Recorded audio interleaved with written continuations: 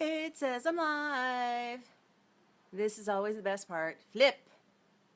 Done. I am now facing the right way. Hooray. And now, making sure, what is this little bun? I don't know, I kind of like it. I want to like put little beads around it or something. It's not my thing to usually do a bun. I kind of like it. Well, we'll see. We'll see. It's an interesting day. All right, import successful, export successful rather. Done. Quit you. My computer's working hard over there. Just shot some curriculum video for getting gear for the next tier.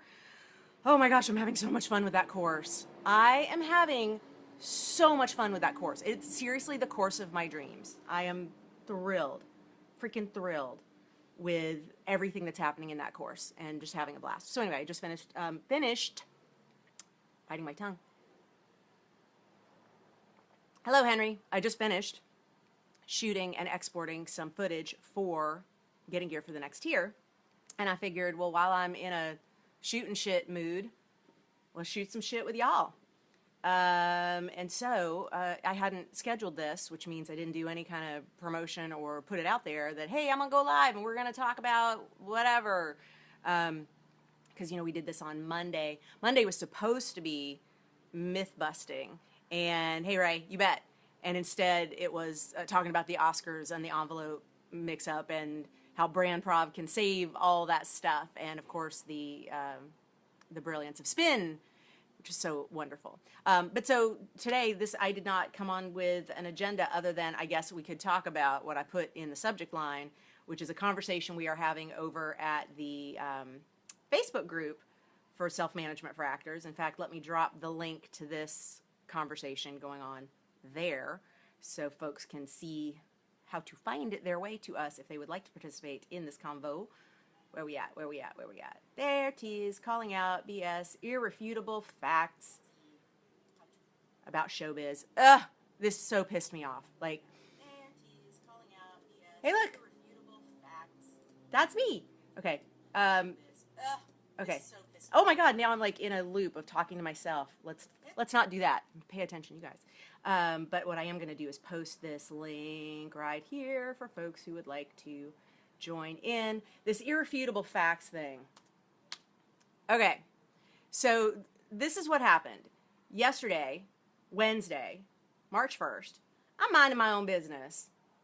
And I get emails from a couple of SMFA ninjas, awesome students of my community, and it's not even, they don't even have to be students, people that have never even taken a class with me, but know that I'm like all about, let's demystify this process. Let's pull back the curtain on what this industry is really about and do things like look at the spin. If we look at the Oscars and everybody's like, oh my God, it was the worst Oscars ever because of that snafu. And I'm like, they are loving this.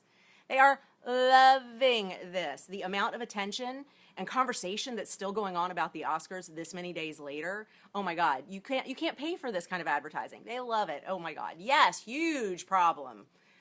They're not upset about this. They are upset in the spin, but in the boardrooms, nah, not at all. So I'm like all about demystifying that because I think spin is only powerful if we understand how it's being used. And then I'll go on the ride. I will absolutely fall for the magic trick. I am so okay with being swept up in the spin, but I want to know that that's what it is. And I think a lot of actors, a lot of creatives get caught up in the spin of things without realizing it's spin. And so a big part of my work is to help y'all figure out what's real and what's not. So the drink of the day, Black Rockin' Beets. Oh my God, spicy. Beet, carrot, tomato, lemon, cilantro, oil, jalapeno. Woo! Hey, Jason, good to see you. Okay, so it wasn't, Ray, the Oscar thing wasn't prearranged. It was, in fact, an accident, but it is something that they then leaned into very quickly because the PR machine knew how to make the most of it. They had, PricewaterhouseCoopers had a statement ready like that but they didn't release the statement for nearly 24 hours because they wanted as much of the Monday morning quarterbacking going on as possible and as much speculation as possible. And they wanted the drama of Emma Stone having said, I had my card, and how that made everybody say, so see, it was a setup. And it's like, no, there's two sets of envelopes, and everybody who's ever done an award show knows that there's two sets of envelopes. That's standard. Anyway, back to this. Because I'm all about demystify the process, pull back the curtain, understand spin so that we can be empowered by it rather than a victim of it, when I received from several people a forward of this particular line of stats. Let me pull it up because I want to get this right. The journalist in me, and for those who are like, you're not a journalist, y'all, I got 2 degrees in journalism from the Grady College of Journalism and Mass Communication at the University of Georgia. This is the institute that gives out the Peabody Awards. So just so you know, a journalist, faux show. Okay, so I'm all about accuracy and attribution. You bet. Double checking the facts and not putting out non-facts and calling them facts. So here are the non-facts that were put out, and it actually said in this promo blast, here are some irrefutable facts. So it's just laid out authoritatively. Not, here's my opinion about things, not, here's some calculations I've made. Here are some irrefutable facts. So like the word fact, not strong enough. We got to make it irrefutable. It can't just be a fact. It's got to be an irrefutable fact. I mean, already, honey, trying way too hard, okay? Hang on, I'm going to put this out on Twitter too. Live on the Facebook. Let's bust the BS on irrefutable. That word, I love it. Boom. Okay. Ching. Okay, now that's gone out on Twitter. Okay, thank you. Had to go take care of a little business because I hadn't planned today's broadcast. Okay, so here are some irrefutable facts. So already, these are facts. They are irrefutable. 99% of the time, casting directors do not do generals with actors who are not on a hot list. This means that CDs, and she punctuated with an apostrophe. Like she made CDs plural with an apostrophe, which no, baby. No, plural does not need apostrophe. That means possessive. Which means that CDs will not do generals with non-vetted actors. CDs won't do generals with non-vetted actors. That is true. CDs and everyone in this industry, you included, actors, should not do business with people you've not vetted. You shouldn't listen to me unless you have looked up my decades of work with actors and you've listened to my podcast, you've read my archived columns, you've been on my mailing list through BonnieGillespie.com, you have felt like there is value to what I have to say. Like, otherwise, I'm just some jackass with an iPad set up as a studio here, which I probably am that regardless. I just happen to have a lot of fucking cred where this shit's concerned. So you should vet people before you listen to them about anything. And so absolutely, when you think that a casting director will not do generals with non-vetted actors, that statement is absolutely true. But the vetting process is one that in this promo is being made to feel as if this person who's written this has the only way in. And this 99% of the time casting directors do not do generals with actors who are not on a hot list. That's not true. That number is completely false. 99% of the time, okay, these are irrefutable facts. Number 2, 99% of the time, casting directors will not go see non-relevant small showcases or black box theater. Okay, she gets a little pass with this because she did the non-relevant, and I guess if you're going to create a phrase to describe something and you get to determine what non-relevant is, I guess technically you could be accurate in this percentage because you may decide anything outside of Hamilton is non-relevant. So, okay, I'll give you that this one can be twisted into a true stat. But if we take away the whole subjectivity of the non-relevant part and just say that 99% of the time casting directors will not go see small showcases or black box theater, that's fiction. Casting directors are out at showcases and theater all the time. All the time. In every market. Certainly it is not the number one top way to go scout new actors. It may not be some casting directors' favorite way to go scout new actors, but absolutely casting directors are seeing theater and open mic nights and improv jams and works in progress staged readings. They're going to acting classes and watching ongoing acting classes working out. This is happening all over the country, all over the world. So no on this. And then third irrefutable fact, 99% of the time casting directors will not call you in from a mailing.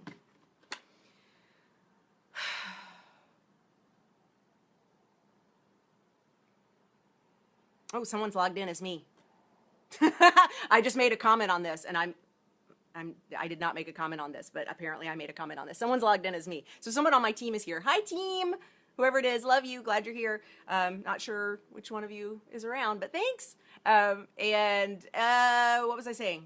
99% of the time, casting directors will not call you in from a mailing. Okay. Mailings are most effective for talent agents and managers. If you are trying to get representation, a mailing is still a very effective way to get seen and get called in for your meeting to see if it's a good fit for representation. Casting directors have never really been in a place of doing a meeting.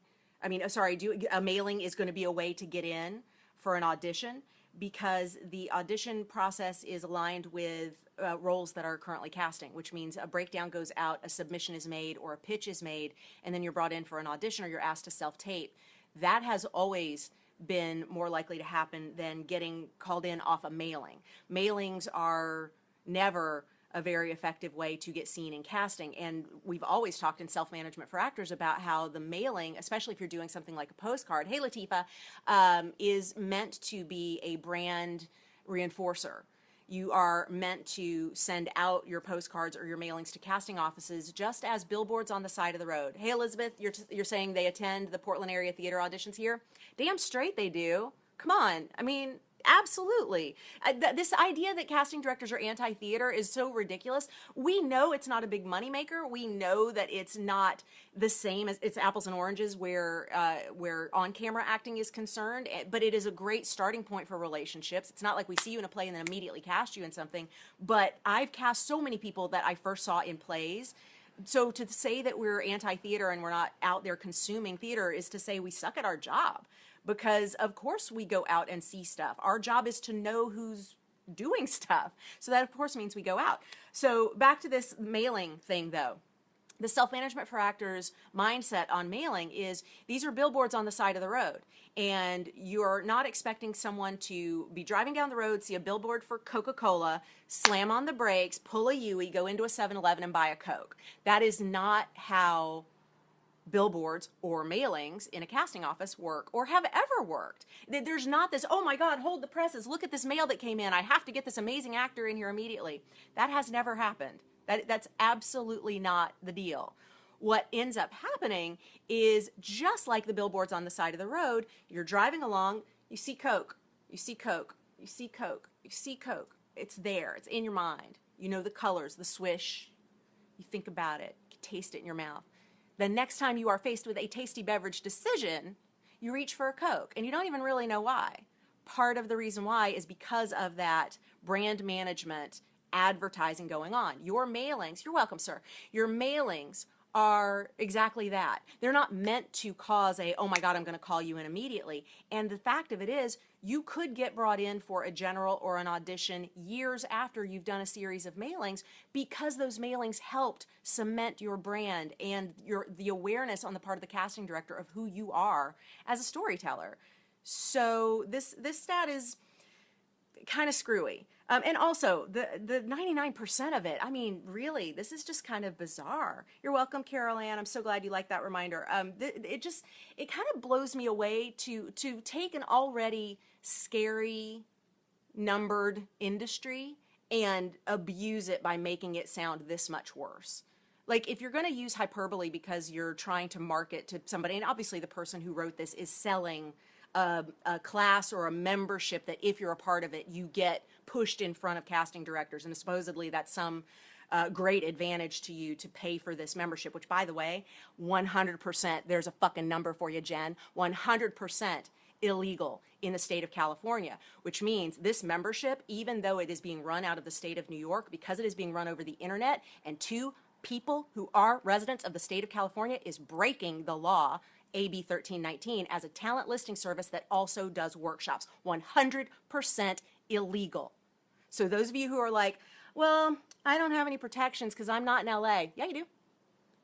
You have protections. You're working with a company that's violating California law, and that means the residents of California who are being violated in an illegal way because of this absolutely have the power to shut this shit down, which then affects your ability to be better taken care of. But more importantly, and this goes back to a Facebook Live I did a week or so ago, just who do you want to do business with? Like, let's do business with people who do business ethically and not make up stats to try and get people to feel like they have to buy a membership into something. It's just so ridiculous. It just blows my mind. You can just say, this business is hard. I will help soften that for you. And you can have a huge, thriving empire of a fucking business by just being a good person with a good service who's not so salesy and slimy. Right here, I'm living proof. I am living proof that you absolutely do not have to scare people into believing that if they don't spend this money, they somehow have less opportunity. It fucking pisses me off, if you couldn't tell. Final stat, and this one is hilarious because this one kind of doesn't help what she's selling at all. 75% of the time, casting directors will only call in actors with representation. So how does this help unrepped actors, this thing that you're doing? Oh, because you dropped the percentage from 99 to 75. And by dropping it to 75, then you're like, now I have a bigger chance. I see the sales tactic in this. I really do. And then it says, and even here, it is very, very, very hard to get in. Oh, sorry, used one too many berries. Very, very, very hard to get in. They are calling in actors who they know and trust. That is true. The know, like, and trust factor is absolutely true. People are always calling in people that we know and like and trust. No question.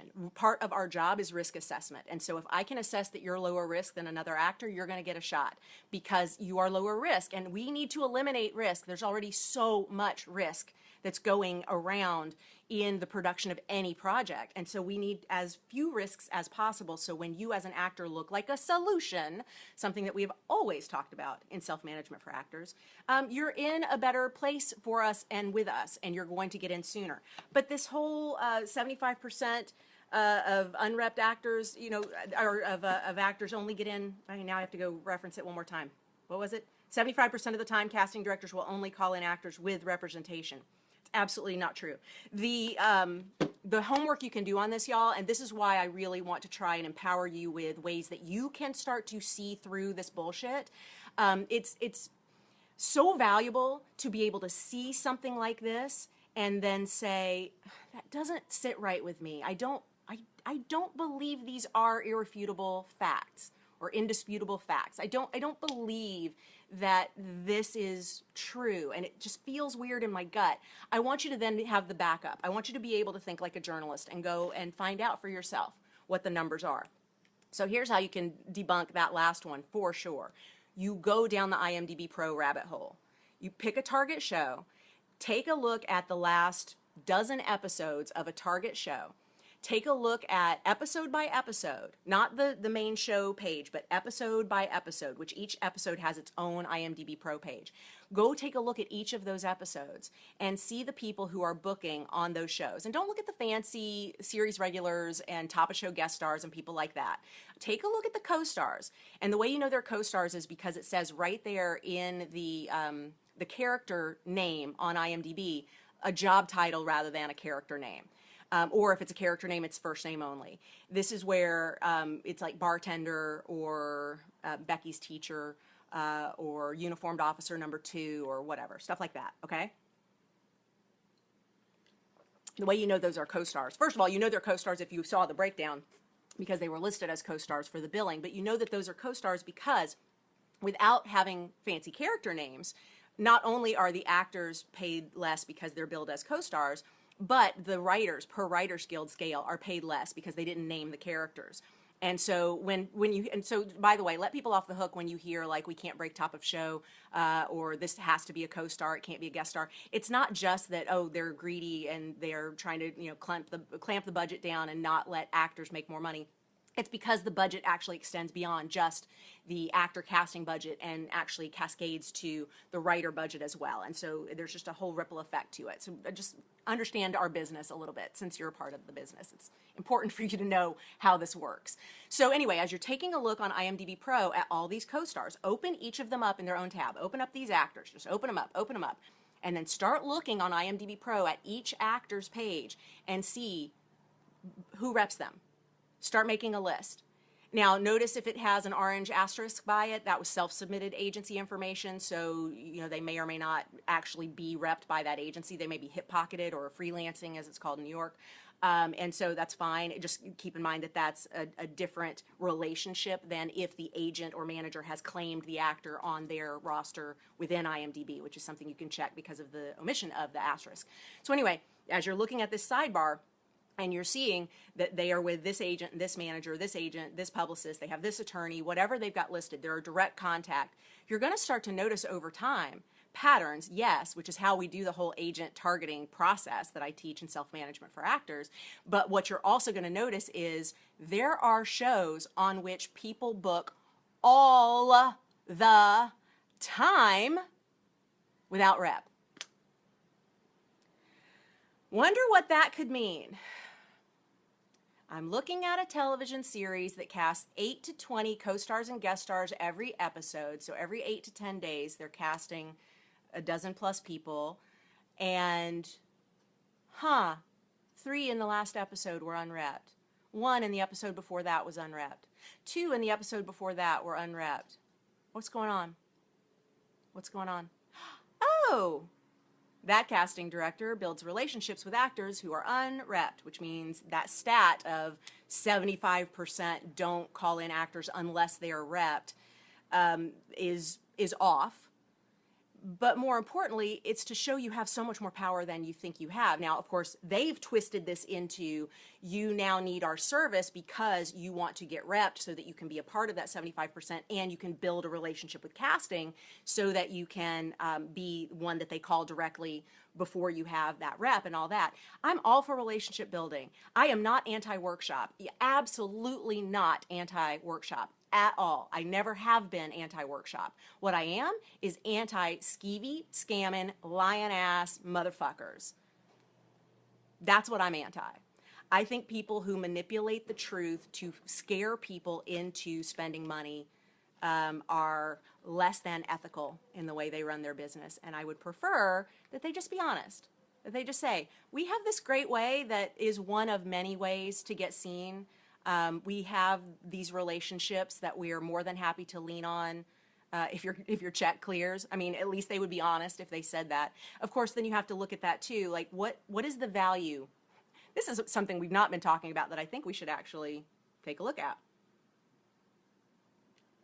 If the criteria of membership is your check clears, your PayPal processes. I'm a casting director. And I get pitched this, hey, I've got this membership, and I would love to showcase my members to you. Okay. What is the criteria that you used to pick these members so that I know they are low risk for me as a casting director? And if you tell me that the criteria was they paid, that does not tell me that they are low risk for solving my problem in casting. So this reminds me of something that actually another very slick marketing pro teacher in this business used to do years ago. Illegally subscribing to the breakdowns, she had a group of actors who each spent a membership fee to be a part of this package that would then get mailed over or messengered over to the casting offices. You're welcome, Ken. It's my pleasure. And I know because I was on the receiving end of this package. I would put out a breakdown, and then I would receive this package along with all the packages that come from all the agents and managers. And this is, obviously, I'm talking 2003, 4, 5. This is, old school. We're getting packages of headshots and resumes because Actors Access and electronic submissions were just at their birth. At this time. And so we were still very much using a lot of hard copy marketing materials for actors. And so I remember getting these packages, and when I would get one from an agency, I would be like, ooh, this is all the people that the agency loves. And I'm like, great, they've been vetted.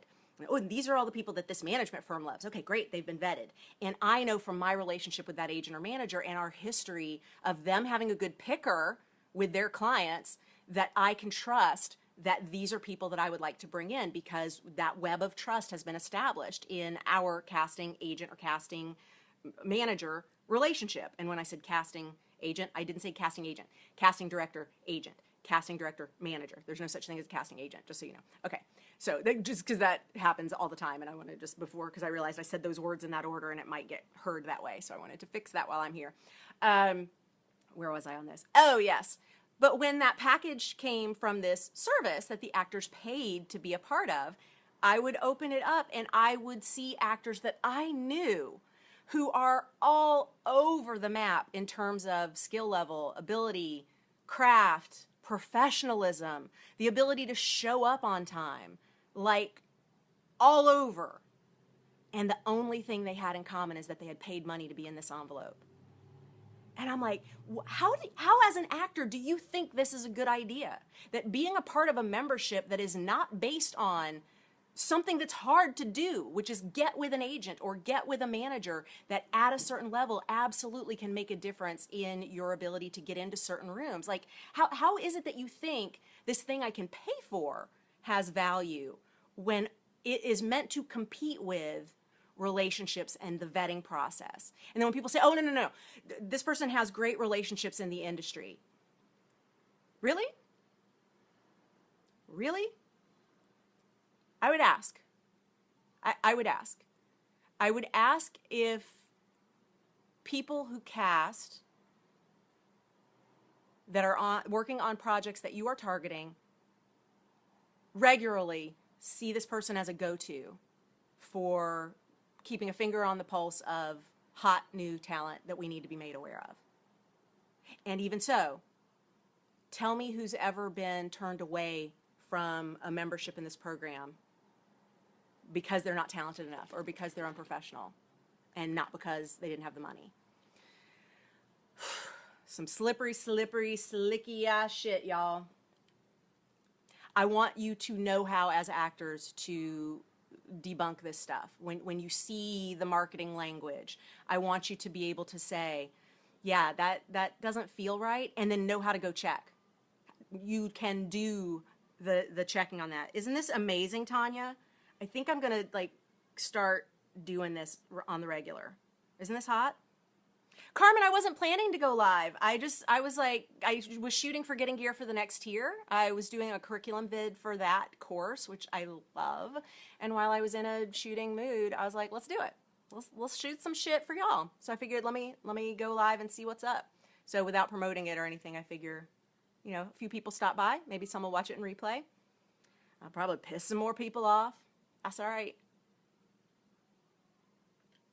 Ain't skirt. My mom raised me to live my life as if everything I say is on the front page of the Atlanta Journal and Constitution, and I have always lived as if I am constantly being recorded for some Truman Show type reality project. Like, seriously, since I was a kid, I would walk through the aisles of the grocery store on my show. So it ain't nothing I ever said that I'm worried about. Nope, not even a little bit.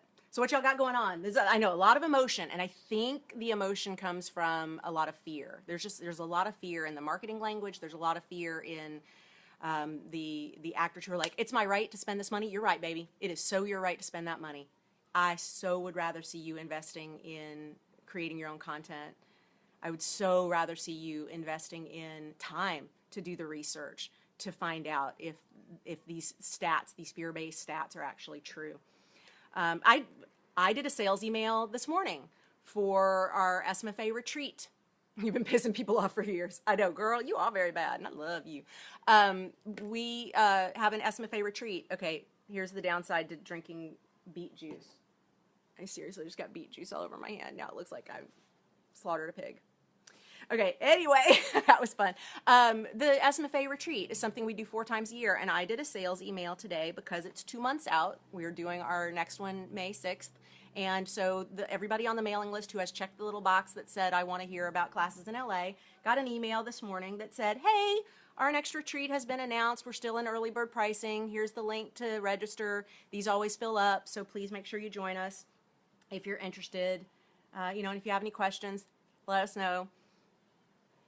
I did not say 99% of buyers in this industry will never look at you if you don't take this 1-day intensive with me.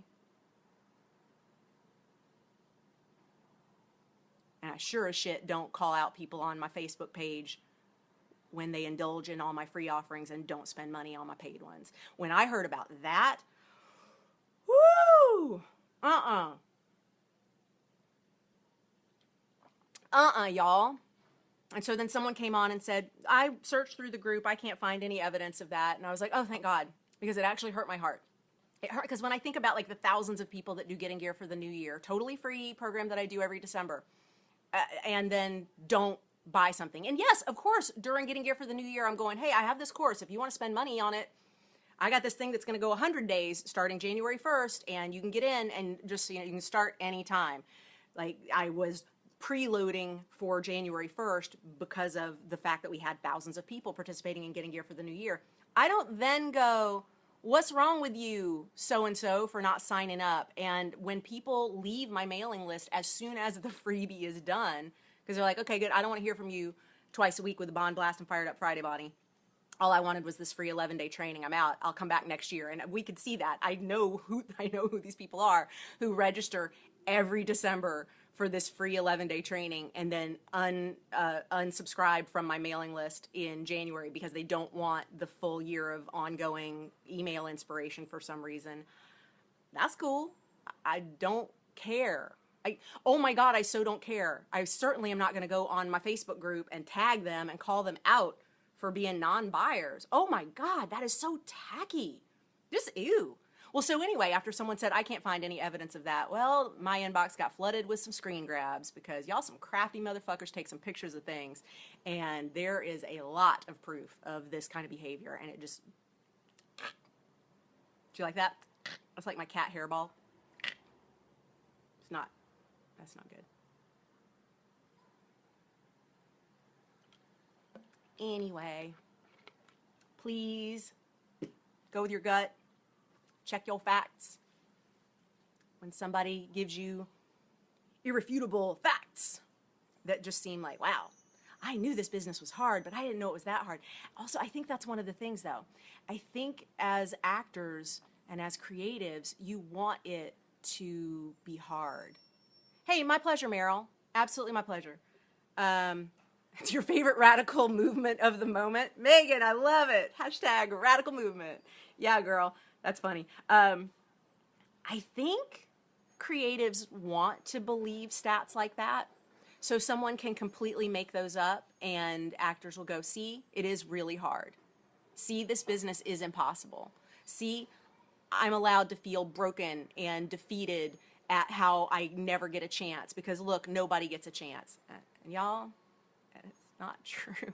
It's not true. This business is filled with opportunity. This business is filled with people working. This business is filled with people creating their own work and building their own relationships. If you did not follow the hashtag yesterday that Film Independent was pushing out, oh my God, it was so good. Let me actually, I've still got Twitter open over here. Let me pull it up. The hashtag to look up on Film Independent, okay? Hang on. Which you should follow Film Independent on Twitter anyway. Here you go. DCU 2017. DCU 2017. Go look at that hashtag and go look at the Film Independent account. They were tweeting last night at this event that was going on and talking to content creators about how they have constructed the life of their dreams. And Katie, you're right. Living your dreams is scary. And isn't that horrible? Living your dreams shouldn't be scary.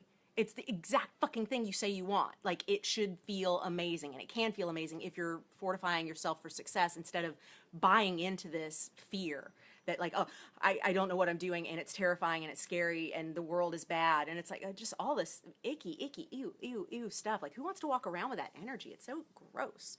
But anyway, this hashtag on Film Independent, as the ladies on this panel were talking about creating their own content and the futures for themselves that they created, it's just phenomenal to see how much evidence is out there of people who've never spent a fucking penny on a workshop building the careers of their dreams. And I want you to think about this. Oscars were Sunday. How many Oscar winners got up and thanked the workshop facility at which they spent thousands of dollars to get seen?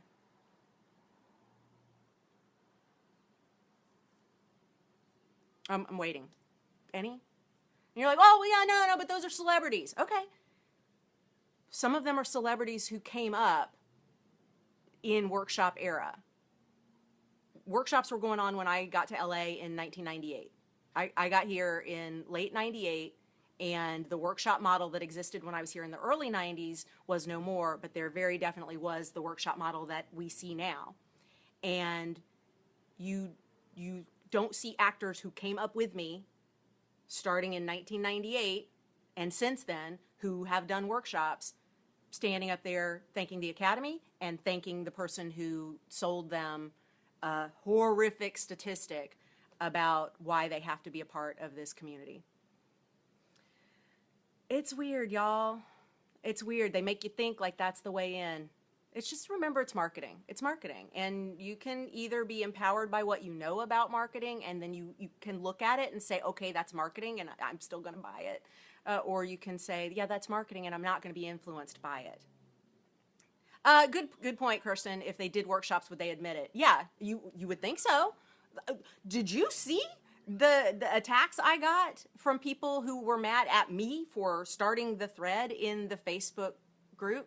Like, all I started in the Facebook group was, could somebody please get me the actual facts behind these irrefutable facts? Like, could I see the actual numbers that were used to come up with these irrefutable facts? Because I'm a journalist, and I've interviewed hundreds of casting directors, and I know these numbers are off. So I am like, what new thing has happened that has changed to its core what this industry is about in terms of the percentages? I want to know. And the way people pushed at me with, how dare you attack our guru or whatever, I don't know. I'm like, I just asked for some backup to things that are being listed as irrefutable facts. That's all I did. The fact that other people then came on and said, here's my bad experience, and then people came in and said, here's my good experience, and people said, I've had good and bad experiences. That shit going on, and then I got attacked because of people going, like, it's perfect, it's great, it's wonderful, and there was somebody who posted just that you're just jealous of the success of this person in this company, which, oh, no, baby, no. Oh, I'm so not, but thanks, no. So, Kirsten, when we think about it, that kind of member, wouldn't they stand up and win an Academy Award and make the first person they thank someone that they that rabidly fought at me for? Like, fought at me. What'd I do to you? I'm just asking you to maybe check some numbers. It's like when you insult somebody's religion, like, people get really upset. And I get it. It's why I don't talk about religion. It's why I don't talk about politics. Apparently, talking about somebody's shady-ass marketing tactics is risky, too. Oh, well. Oh, honey, yeah, Kirst, if I had made it through workshops, I would have been the poster child for workshops. Absolutely. Absolutely. I spent a couple $1,000s on workshops before I left acting behind when I was in my 20s.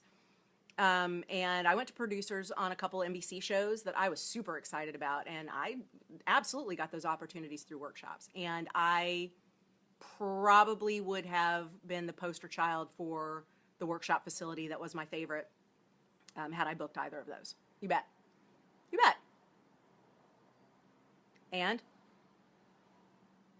it's not happening. Why is it not happening? Because everybody knows it takes a whole bunch of things to get an opportunity.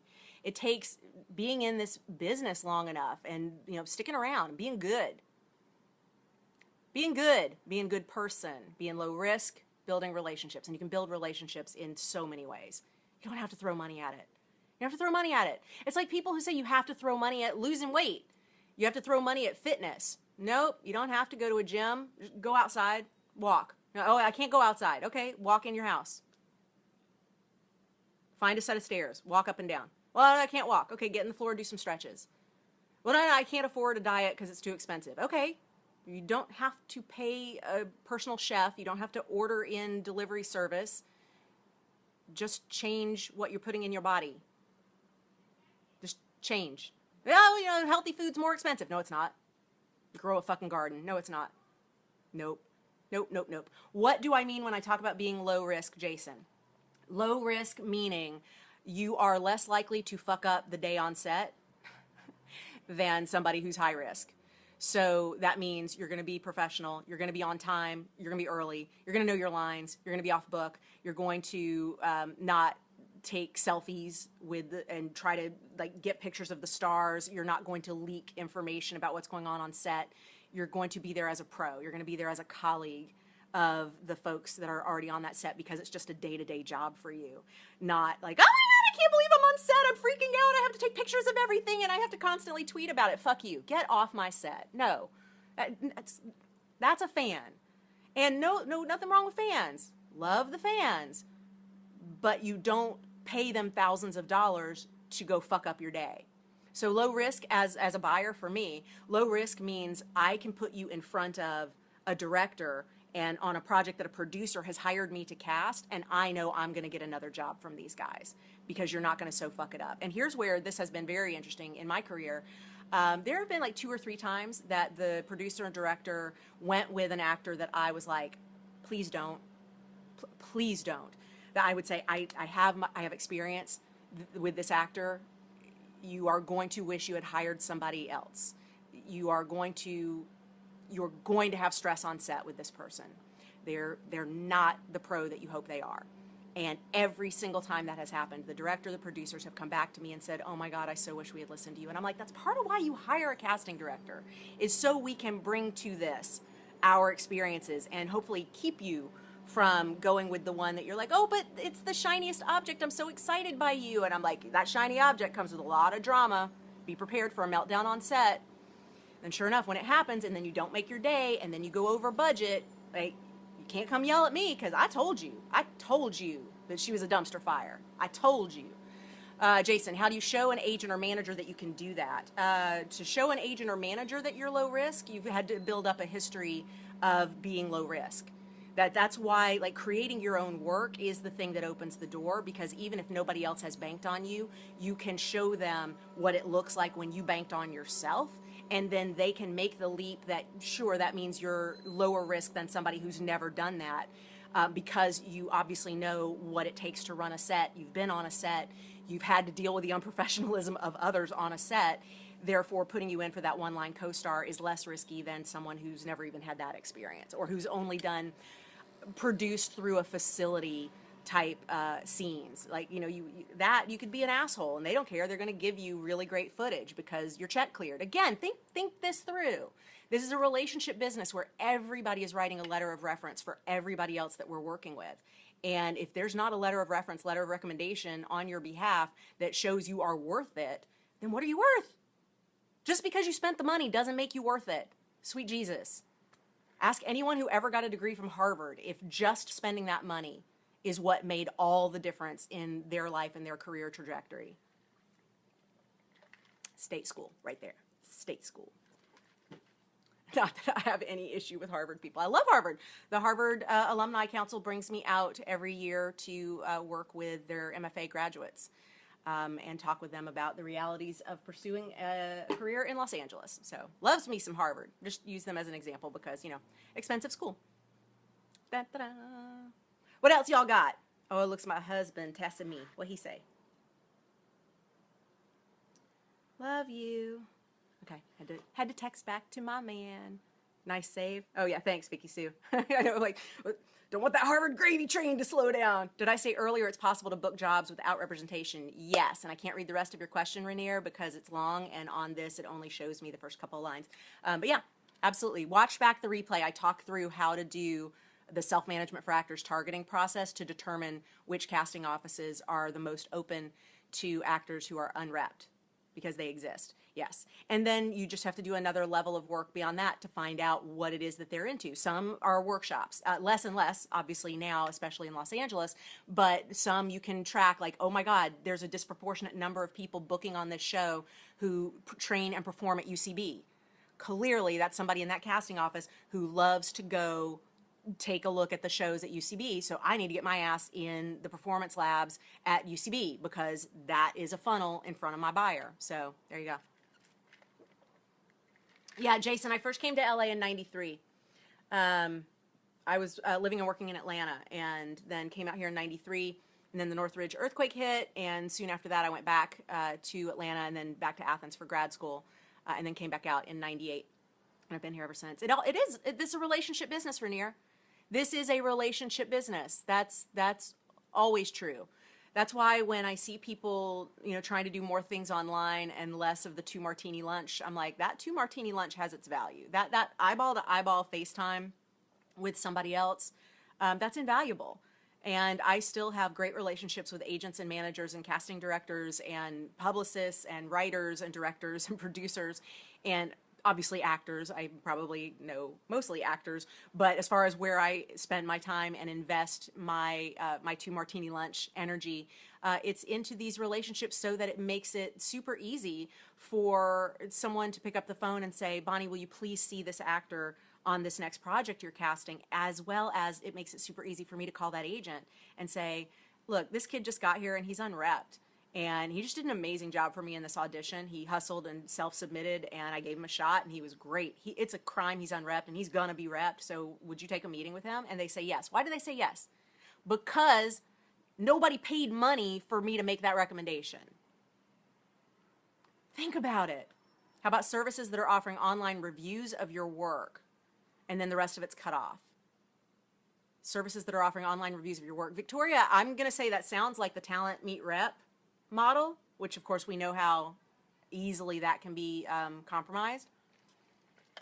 Talent Meet Rep, for those who don't know, was a company that was selling online reviews of actors' auditions.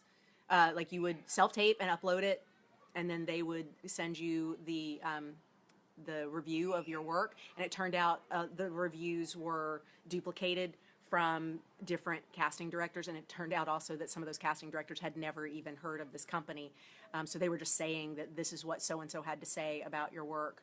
And it was like the same, different actors for totally different projects with different casting directors who were receiving the exact same written feedback. And you're saying it's different from Talent Meet Rep because it's not a written review. Well, then you're getting a video review of that casting director giving you feedback. I would say that's awesome if that person's a target. Assuming that you can tell the difference between someone who watched your stuff and someone who can just say general things that make it clear they didn't watch what you did. I mean, but also what's the point of this? Are you doing it because you want feedback on your work because you're using this in place of a craft class? Or are you using it because this feedback then proves that you got seen by a buyer? And you remember I talked about the danger in turning a buyer into a coach. It's really, really scary because they're not meant to see you as a work in progress. They're meant to see you as a finished product, low risk for set. So just be really sure what your agenda is in choosing this, because I can think of 20 different ways to pop on the radar of a buyer that are less risky than that. Let me scroll up and see what I just missed here. Fred, you read for me years ago when you were a babe. Oh, suppose I read for you years ago when I was a babe in the woods. How do I redeem the mistakes of those first auditions? The thing you've got to do with that, Megan, is trust that we know people grow. We know we are not the same people today as we were 5 years ago, 10 years ago. Rosalie, how are you, lovely? So glad you're here, sweetheart. We know that we've grown, so of course we assume that you've grown too. And I'm a little obsessed with this little red mark right here because it's beet juice from my baba. Like that's not Rogue lipstick, that's fucking beet juice. That's making me crazy. Anyway, I'm looking at myself in the reflection. It's making me nuts. Okay, so I quit looking at that. I'll just do this. So anyway. Yeah, you have to trust that we know we've changed, and so we know you've changed, and hopefully if you've been training, you have gotten better, and then we'll give you another shot. I mean, unless it was off the rails bad. and sometimes it was off the rails bad. There are a few people that are in my never again headshot file. There's actually somebody that during the audition, well, after he walked out, the director grabbed a Sharpie and wrote across the face of this guy's headshot, "Never again." And I still have that headshot because I was like, yeah, that was bad. And that's another story for another day. Audition horror stories. We all have them. You know, there's the one where, you know, you say no props, and so somebody decides, well, I'm just going to use my notebook. And so he's got like, I don't have one handy, but he's got like a 3-ring binder, and he's swinging it as if it's a bat because that's what's required in this scene. And instead of just pantomiming bat, he uses a 3-ring binder, and of course it flies out of his hands and hits me in the face. And I'm like, I seriously just got clocked in the face by a 3-ring binder flying across the room from this actor who didn't trust that we could just go with, this is a bat, like every other actor had done. And no, it's not that got him on my shit list. He got on my shit list because he didn't apologize. He didn't feel bad. He was more upset that his audition went south than he was concerned about what had happened to me. So his agent, one of my best friends, when I took her out for drinks a couple weeks later, I told her that story. And she goes, oh yeah, he told me about it. And the version that he told was completely different from what actually happened. But she wasn't worried about it, which I thought was interesting because I was like, oh my God, I would so have a come to Jesus with my client. I so would do that. Is it okay to mention on your self-submission that you just finished a class and are excited to show them what you've learned? Elaine, I like that. Megan, you are not the binder guy. I don't believe it. Were you really? Did you seriously clock somebody during your audition? I mean, did you cause a concussion? Yeah, Elaine, I like that. I like that. But especially if it's a marquee coach, like if it's somebody who, when we see their name on a resume, we go, ooh, yes, I know the level of work that's being done in there. Yeah, I think that's a great strategy. I'd love to hear, what, more audition horror stories? Yeah, I will. I'll do that. I've already been talking almost an hour now, though, so we're going to call it quits. Because I seriously did not have this budgeted into my day, and I usually do. Like, I talk about it in advance, I connect with my team, I'm like, okay, we're going to do this Facebook Live thing, we're going to test some things out, and this one I was just like, shooting, like I said, shooting shit for getting gear for the next tier, which if y'all want to do that, tinyurl.com/next tier. Come check that out. Yes, I will do audition horror stories. Okay, I'll put that on the list. Aaron will put that on the list. Elizabeth, you want a column? I don't have a column anymore. Isn't that funny? People still call them columns. Call them columns. I know. I had a column for 16 plus years. My pleasure, Megan. Thanks for being here. I appreciate it. But now they're Bond Blasts and Fired Up Fridays. Please make sure, it's my pleasure, Rainier, make sure that you are on the mailing list at BonnieGillespie.com. I will be sending out Fired Up Friday in 10 hours. I got to write it. No, I'm not going to write about what you think I'm going to write about because I am bored to death with this topic. We have covered it a ridiculous amount already in the Facebook group and in this conversation. So Fired Up Friday is actually, I'll give you all a sneak peek. I'm not going to give you an actual sneak peek because all I've got, I will, Elise, I don't know how to not to. All I've got is the rough draft. My graphic designer did this amazing graphic for me because in Tuesday's Bond Blast, y'all know I talked about getting your stuff together for your agent meetings if you are going through after drop season, if you're going through submissions and then hoping to meet with agents and managers for representation.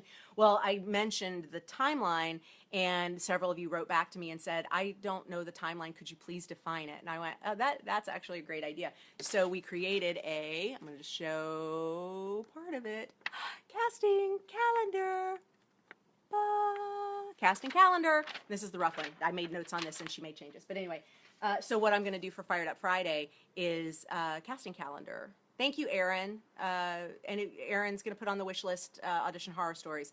And then, the Agent Wow kit. I was surprised. Like, I just threw that link in Tuesday's Bond Blast of like, oh, and you should do an Agent Wow kit. And the number of y'all that are like, Agent Wow kit, this is amazing. And I'm like, I wrote that, speaking of column, Elizabeth, I wrote that column a long time ago, and I had an Agent Wow kit when I was out here in the early 90s. It just was a really sad little Agent Wow kit, but it was an Agent Wow kit just the same. It was a sweet little beginner Agent Wow kit. And Kimberly, you cracked me up with how you were like, I am on this, and I love that you're like asking for, okay, has this been updated? Like, you said DVD, now it's not DVD, what would it be? Like, I so love the yes and that y'all gave this in the Facebook group. It was amazing, but I was so surprised because I thought everybody remembered this from when I wrote it before, but it's one of those that kind of, It didn't really pop the first time, and apparently everybody was ready for it now. So it's, you know, it's kind of like Stephen Pressfield. When you're not ready for it, you hear, yeah, resistance, I got it. Yeah, urgent, important, got it. And then you're ready for it, and you're like, oh my God, I have to tell everybody about the War of Art. So I guess it's kind of like that. Okay, Keith is telling me he loves me. It's 3:33. Oh my God, I love it when the time is like that. 3:33. So I have to text him 3:33 because it's 3:33 because he said he loves me at 3:33. Anyway, geeky. I'm a numbers geek. Oh my God, it all comes back around to the very beginning of this. I'm a numbers geek. That's why when I saw these numbers, these percentages, I was like, who is telling people this? And please make them stop or show their work. I'm like a teacher. You show your work. Don't just put the answer. You show your work. We're going to treat this like trig. I want to see your algebraic proof, your geometric proof. Show me your work. Let's see it. You don't have to go full on calculus with this. I don't need to see sine waves, but I definitely want to see how you got x equals 99%. Why, thank you. Oh my God, I totally remember you. Tier. I totally remember you, Tier. From Winnipeg. It's so good to see you. Oh my God, yeah, from Judy Kerr's show. Judy's my mentor. I love Judy. I love Judy so much. She's amazing. If not for her, I don't know if any of this self-management for actors stuff would exist, because I would have just kept answering emails individually, and I don't know that I would have ever turned it into a book, much less a course and a curriculum that's at colleges and now even high schools all over the world. Used to be an algebra geek. An algebra teacher. Sorry, it's blocked now. What is up with this? Okay, now my comments are stuck. Oh no, apparently I hit something on the... Okay, I'm now breaking technology, so it's time to stop. Plus, it's been an hour. Okay, you beautiful people, thank you for joining me. Have a delightful and delicious rest of the week. We are almost at my favorite day of the year. Alice, thank you. Good.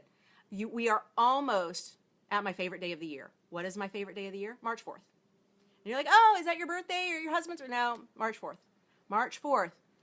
It's a sentence. It's the only day of the year of the year that is a sentence. And it's such a positive one. March 4th. I love it. March 4th. It is a fantastic day to start new things and move forward with goals. And it's such a positive day. I love it. So, oh shoot, that's right. I have to write about that. Damn it, I forgot. Somebody asked me or said in one of our Facebook groups that they always look forward to my March 4th email blasts. No, Vicky, you're thinking of May. Damn it. And so I said I need to do another March 4th thing. Okay, so apparently the Fired Up Friday is going to be both March 4th and the casting calendar. So look for that. And if you're not on my list, oh my God, get on it. BonnieGillespie.com. When you confirm your address, you'll get access to the SMFA Top 20.